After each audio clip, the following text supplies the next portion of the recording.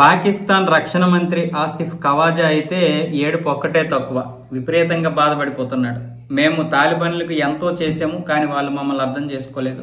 ఇప్పుడు శరణార్థులుగా వచ్చినటువంటి తాలిబాన్లందరూ కలిసి ఇప్పుడు వెళ్లిపోవాలి వెంటనే దేశం విడిచి. ఈ దేశం 25 కోట్ల పాకిస్తాన్ ప్రజల కోసం మాత్రమే. ఇక్కడ ఉన్నటువంటి వనరులు, ఇక్కడ ఉన్నటువంటి సౌకర్యాలన్నీ ఆ 25 కోట్ల మంది మాత్రమే అనుభవించాలి, ఇంకెవరూ అనుభవించడానికి లేదు. వెంటనే మీరు ఈ దేశం విడిచి వెళ్లిపోండి, మీ దేశం వెళ్లిపోండి. మీది ఇప్పుడు సొంత ప్రభుత్వమే కదా, అక్కడ తాలిబాన్ల ప్రభుత్వమే కదా నడుస్తోంది, మీకు స్వేచ్ఛ ఉంటుంది కదా, మీరు అక్కడికి వెళ్లిపోండి అంటూ ఇప్పుడు ఆసిఫ్ ఖవాజా అయితే మాట్లాడడం జరిగింది. ఇప్పటికే 33 లక్షల మందికి బయటికి వెళ్లిపోవాలని ఆర్డర్లు కూడా జారీ అయ్యాయి. వాళ్ళందరినీ ఇప్పుడు బయటికి పంపించడానికి, అంటే ఆఫ్ఘనిస్తాన్ పంపించడానికి ప్లాన్ చేస్తున్నారు. తాలిబాన్లు కూడా పంపించేయండి అని చెప్పారు. ఇలాంటి నేపథ్యంలో భారత్ లో కూడా ఉన్నటువంటి ఈ రోహింగ్యాల్ని, భారత్ లో కూడా ఉన్నటువంటి కొంతమంది ఆఫ్ఘనిస్తాన్లు కూడా ఉన్నారు, వీళ్ళందరినీ పంపించే ఏర్పాట్లు మనం కూడా చేయాలి. ఈ విషయంలో పాకిస్తాన్ ని నేను ఎట్టి పరిస్థితుల్లోనూ కూడా తిట్టను.